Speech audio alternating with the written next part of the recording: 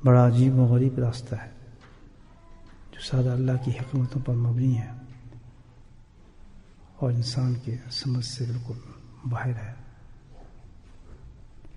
اور وہ راستہ ہے پریشانیوں کا، مصیبتوں کا، حادثات کا، بیماریوں کا، حالات کا. دیکھنے میں یہ ساری چیزیں انسان کی طبیعت کے لیے بہت ہی ناگوار ہیں. ظاہر ہے کوئی انسان اس کو پسند بھی نہیں کرتا،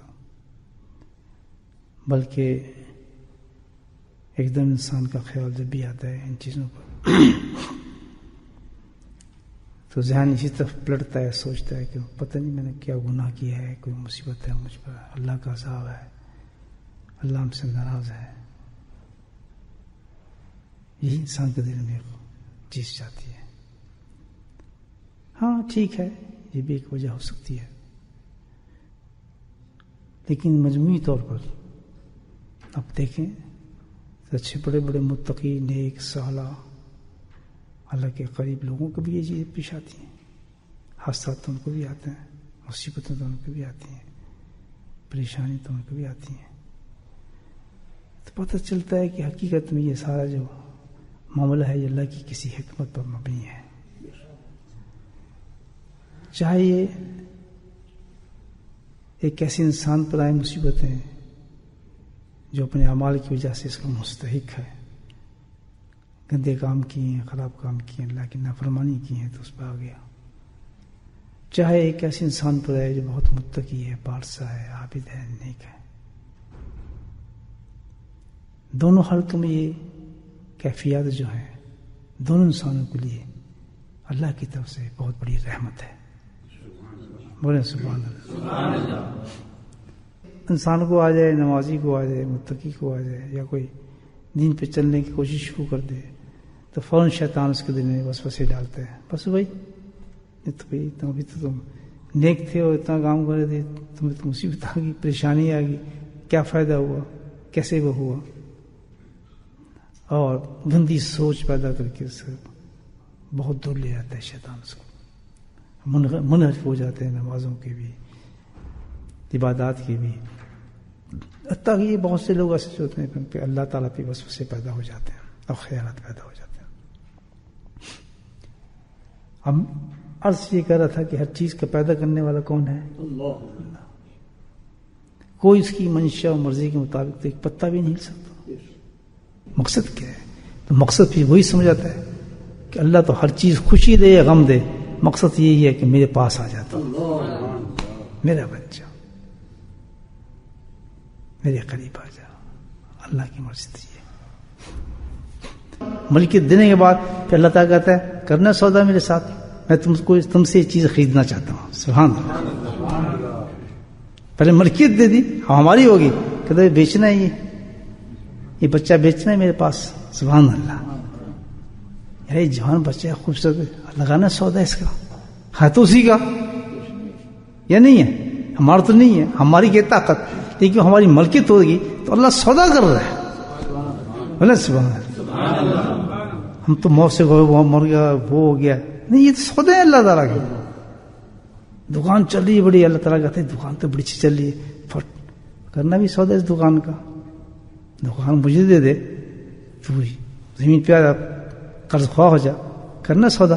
وہ ہم گھبرا گئے، نہیں یار یہ تو بڑا مشکل ہو جائے گا، بھائی بھوکا کیسے مروں گا یار، یہ تو فلاں نقصان ہو جائے گا، ہے نا. اور جو سودا کر جاتے ہیں سبحان اللہ، کہتا ہے کیا اللہ تعالیٰ ہم نے کرنا ہے سودا. تو جب سودا کر لے اللہ سال تو پھر اللہ تعالیٰ کہتا ہے کہ تو اب تم نے مجھ سے سودا کیا ہے تو میں میری تجارت کا جو منافع ہے وہ تجھے اتنا دوں گا کہ جس کا تو تصور بھی نہیں کر سکتا. سودا اللہ سے کر رہا ہے تو تاجر کا تو بیچارے کا تو ایک یہ ہوتا ہے کہ سستا خریدوں اور زیادہ پروفٹ لوں. تو ہمیں تو یہی ہونا چاہیے کہ چلو یار یہ تو اچھا سودا ہو رہا ہے، اللہ تعالیٰ کر رہا ہے تو اللہ تعالیٰ ٹھیک ہے. ہم تو اس سے جو اللہ والے ہوتے ہیں سمجھ جاتے ہیں کہ یہ تو سودا چل رہا دوستو، یہ میرا بچہ مر نہیں رہا، یہ اوپر سودا چل رہا ہے اللہ کا. بچہ کو مرا کہاں ہے، وہ تو ٹرانسفر ہو گیا، آج نہیں کل بھی جانا تھا. یہ مثال دے رہا ہوں بھائی، یہ نقصان تو میرا آج بھی کل بھی ہونا تھا، تو اب یہ میرے ساتھ سودا ہو گیا. تو اب اس سودے پہ جو انسان سمجھ گیا کہ سودا ہوا ہے الحمدللہ، اور بہت قیمتی مجھے اس کا رقم ملی ہے. کیا ملی ہے؟ ترقی درجات مل رہی ہے، ترقی معرفت ملی ہے، ترقی محبت ملی ہے. اتنا اللہ دیتا ہے، جتنی محبوب چیز اسے لیتا ہے اسے کہیں زیادہ محبوب چیز اس کا. اور چند دنوں کی بات ہے، چند دنوں کی بات ہے، پردہ اٹھ جائے گا، لے بس یہ سودا کیا. پھر وہاں کہے گا اللہ تعالیٰ ساری سودا کر لیتا تو کتنا اچھا ہوتا، تم نے چھوڑا کیوں میرے لیے؟ یہ چیزیں مجھے ملی ہیں، وہی بچے، وہی اولاد، وہی انسان اس کو سامنے کھڑے ہوں گے اس کے کہ یہ بھی لے لے چل تو، یہ بھی تیرا.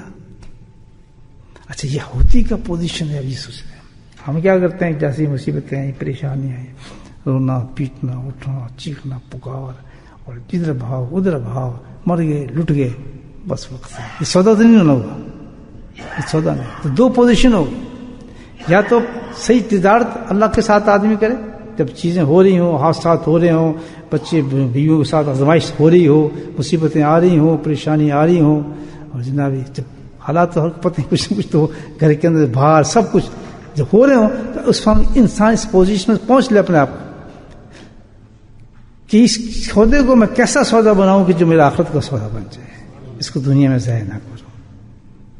ضائع کرنے کیا ہے کہ رونا پیٹنا، اس سے بدلے لینے، نہیں اس کی وجہ سے ہوا ہے، نہیں اس نے جادو کیا تھا، نہیں اس نے فلاں ہوا تھا، یہ اس لیے گیا، سسٹمیٹک کر کے اس سے سارے وقت کو ضائع کر دیا. اچھا اب یہ کیسے ہو، وہ ترکیب میں آپ کو بتا دیتا ہوں کہ اب جب ہم کبھی مصیبتیں آئے تو یہ سودا کیسے بن جاتا ہے. یہ مصیبتیں الحمدللہ یہ آخرت کا نور کیسے بن جاتا ہے. ایون یہ بھی یاد رکھیں کہ ایک آدمی نافرمان ہے، گناہ گار ہے، اس پہ یہ مصیبتیں آ رہی ہیں، اس کے بھی اللہ سبحانہ تعالیٰ اس سے بھی سودا کر لے گا اس چیز کا. ہاں اس کے لیے بہت بڑا کام ہے. برابر ہے. کیا کرے آدمی اس حالات کے اندر جب انسان میں حالات پیش آئیں اور ہم اس کو اپنے آخرت کا سودا بنا لیں بجائے اس کو ضائع کرنے کے. اللہ نے قرآن میں کیا اس کا استعینوا بالصبر والصلاۃ،